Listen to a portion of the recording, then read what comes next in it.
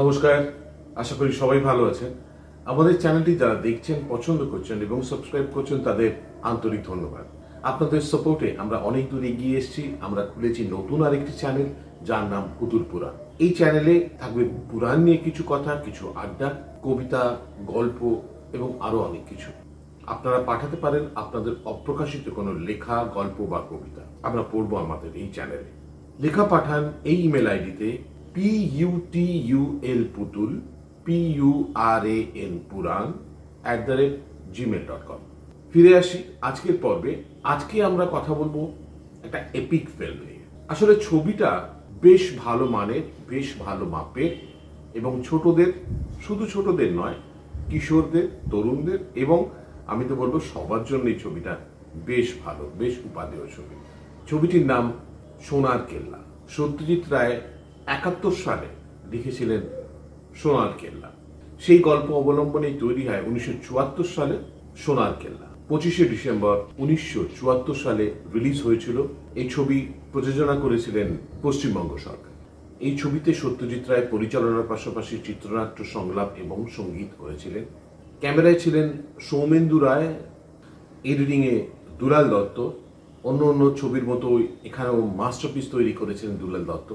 এই ছবিতে শ্রেষ্ঠাংশে যারা কাজ করেছেন তারা হলেন সৌমিত্র চট্টোপাধ্যায়, সিদ্ধার্থ চ্যাটার্জি, সন্তোষ দত্ত, কুশল চক্রবর্তী, কামু মুখোপাধ্যায়, হরীন্দ্রনাথ চট্টোপাধ্যায়, হারাধন বন্দ্যোপাধ্যায়, শৈলেন মুখার্জি, অজয় ব্যানার্জি প্রমুখ। প্রথমে আসি ছবির গল্পে। ছবির গল্পটা একটা বাচ্চাকে নিয়ে, যে জাতিস্বর, যে সোনার কেল্লা খুঁজে বেড়াচ্ছে। আমি দাঁড়িয়ে আছি আমার বাড়ির সামনে। এটা যুদ্ধ হচ্ছে, আমি যুদ্ধ দেখেছি।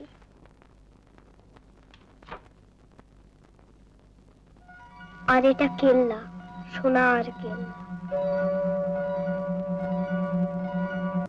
তাকে ঘিরেই রহস্য ঘনীভূত হয় এবং কিছু দুষ্টু লোক তার পেছনে লেগে পড়ে এবং ছেলেটিকে চুরি করে নেয়। সেখানেই জড়িয়ে পড়ে এপিক চরিত্র ফেলুদা। এই ছবিটিতে ঢেলে সাজানো হয়েছে সমস্ত চরিত্রকে, বিশেষ করে negative characters and positive characters. সমস্ত চরিত্রগুলোকে সময় নিয়ে আস্তে আস্তে বুনে তৈরি করা হয়েছে। 20 মিনিট তো হয়ে গেল। আর দান মশাই, এসব ব্যাপারে অত চলে না। এমন সুবর্ণ সুযোগ, দান আর কিছুক্ষণ দেখি। ছবিটা বার করুন। কপাল, নাক, ঠিক আছে, চুল, এবং যতটা সম্ভব নেগেটিভ ক্যারেক্টার্সগুলোকে সাধারণ রেখে তাদের মধ্যে থেকে অসাধারণত্ব বার করে আনার চেষ্টা করা হয়েছে। অভিনয়ের কথা আসি। অভিনয় সুনীল বাবু মানে মুকুলের বাবা, শৈলেন বাবু, কামু মুখোপাধ্যায় মানে মন্দার বোস, সিধু জ্যাঠা, সৌমিত্র, হারাধন বন্দ্যোপাধ্যায় সবাই একজোট হয়ে সাংঘাতিক একটা এফার্ট এখানে দিয়েছে। গোড়াটা আমি বলি, তোর মুখ থেকে শোনা। কাল সন্ধ্যা নাগাদ ও আমাদের বাড়ির পাশের গলিটায় গেছিল, বুঝেছেন? একটা গুড়ি কেটে পড়েছিল, সেইটা আনতে। নীলু আমাকে বলল। হ্যাঁ, নীলু বলল। নীলু কোথায় ছিল? ওই সামনের বাড়ির ছাদে। যার ফলে ছবিটা এই মাপের, এই মানের তৈরি হয়েছে।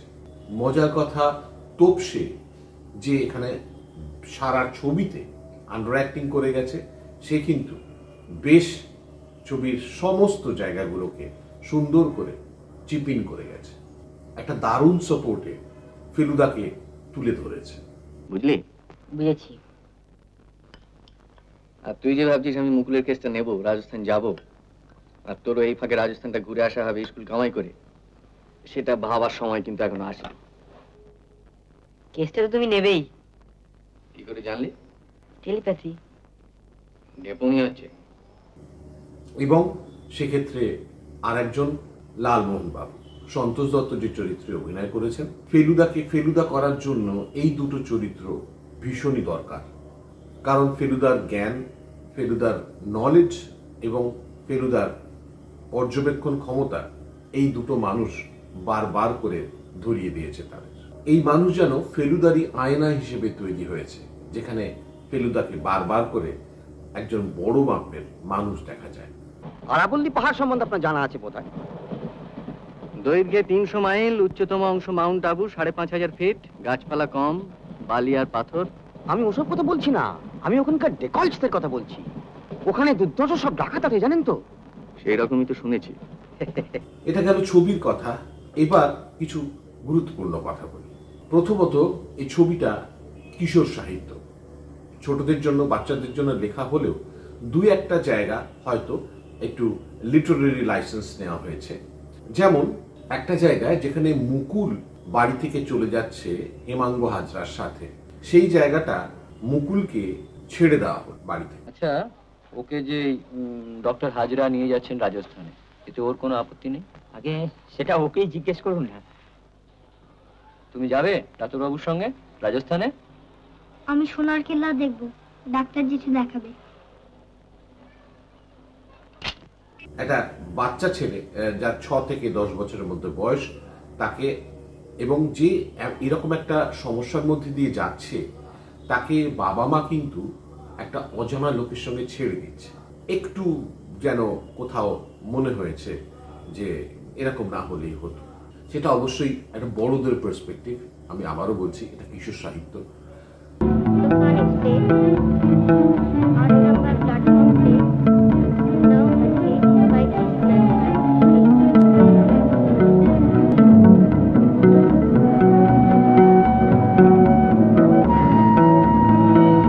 যেখানে দেখতে পাচ্ছি আমরা তোপসে এবং ফেলুদা যখন যাচ্ছে সেই সময় দাঁড়িয়ে, তখন কিন্তু তোপসেকে ছাড়তে তার বাবা মা দুজনেই এসছে স্টেশনে, এবং তাদের মনের ভয়ও ট্রেন ছেড়ে দেওয়ার পর পরিস্ফুটিত হয়েছে তাদের মুখে।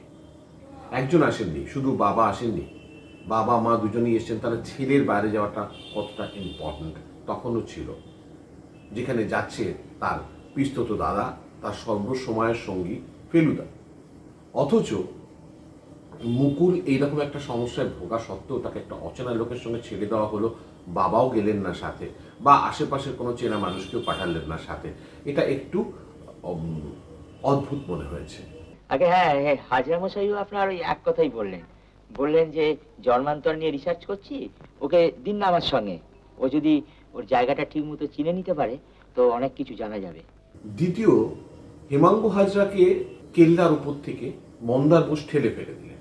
যে ডিস্টেন্স বা যে হাইট দেখানো হয়েছে সিনেমাতে, অ্যাটলিস্ট তাতে কিন্তু হেমাঙ্গ হাজরার বেঁচে থাকার কথা নয়। আরেকটা কেল্লা কই, কোথায়? ওই দেখুন না, ওই যে ওই দূরে। ওইটা বার করুন, চোখে লাগান। বা বেঁচে থাকলেও খুব ক্রিটিক্যালি হয়তো বেঁচে থাকবেন, অ্যাটলিস্ট অনেক হাড় ভাঙবে।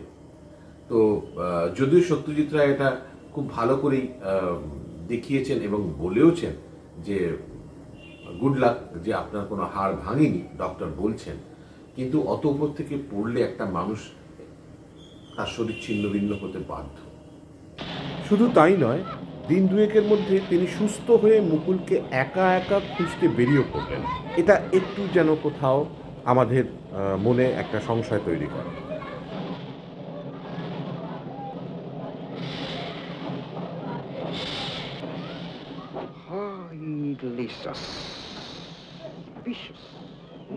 তো যাই হোক, এই দুটো ক্ষেত্রে একটু অসংলগ্ন ব্যাপার দেখা গেছে, যেটা আপনাদের সঙ্গে আলোচনা করলাম। দৃষ্টতা মার্জনা করবেন, সত্যজিৎ রায় একজন এপিক ফিল্ম মেকার, এবং এটা একটা এপিক ফিল্ম, বাট কোথাও না কোথাও এসে মানুষের ভুল হয়, এবং সেটার একটা লাইসেন্সও থাকে। তো উনি সেটাকে ইউজ করেছেন এভাবেই। এছাড়া পুরো ছবিটা যেহেতু সময় নিয়ে সাজানো এবং প্রত্যেকটা মানুষের অ্যাকশন রিয়াকশনের জন্য অ্যাম্পল টাইম ইউজ করা হয়েছে, একটা ডিটেকটিভ ফিল্ম কিন্তু বেশ স্লো রিদমে গেছে। মানে যদি কিশোর বা বাচ্চারা দেখতে বসে, তাদের ভীষণ স্লো ছবি বলে মনে হয়। হ্যাঁ, বাট ছবি হিসেবে তো অনবদ্য। 11 মানে তা কি?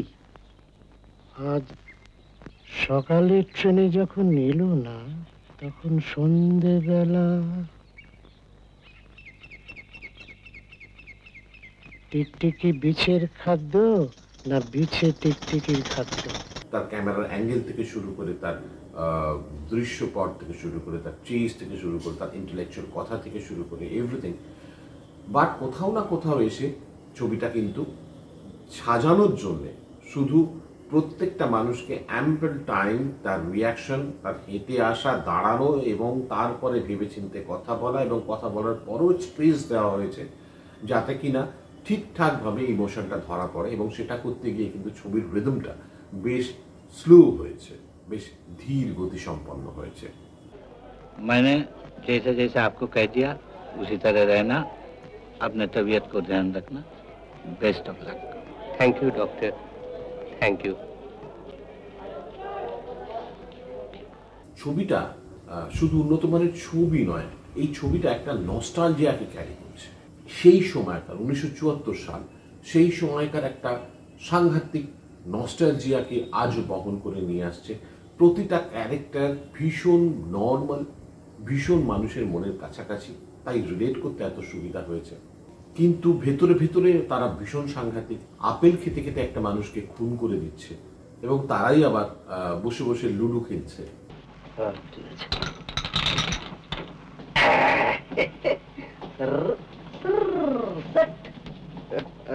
কিরকম 5 পড়লো? 5 পড়লো আর তুমি এই মইতে উঠলে কিরকম? লে হালুয়া 5 কি মশাই?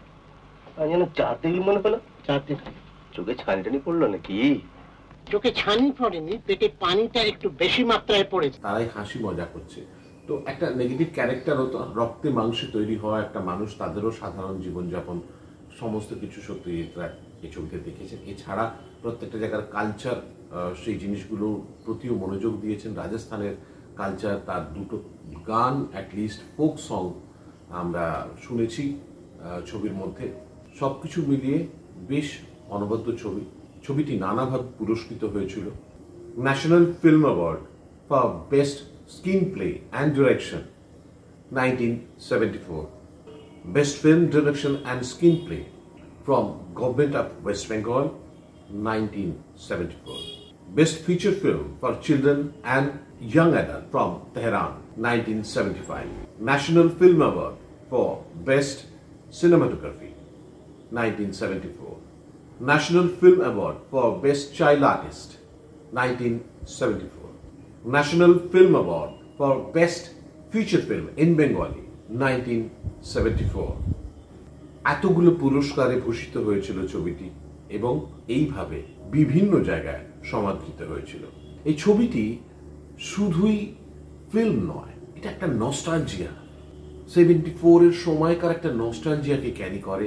সেই দুপুরগুলো যেখানে ফেলুদা এবং তপসির কথোপকথন, সেই বিকেলগুলো, সেই সকালগুলো, সমস্ত কিছু ঘিরে সেই সময়কার একটা পরিবেশ তৈরি করে, যেটা আজকের দিনে কিন্তু আমাদের মনে একটা সাংঘাতিক আকর্ষণ এবং নস্টালজিয়া তৈরি করে। যারা ছোটবেলায় সময়টা দেখেছেন বা কিছুটা হলেও পেয়েছেন তাদের তো বটে। ছবিটা আপনারা ইউটিউবে পেয়ে যাবেন, অবশ্যই দেখুন। সত্যজিৎ রায়ের সোনার কেল্লা। আবার দেখা হবে আগামী পর্বে। ভালো থাকবেন, নমস্কার।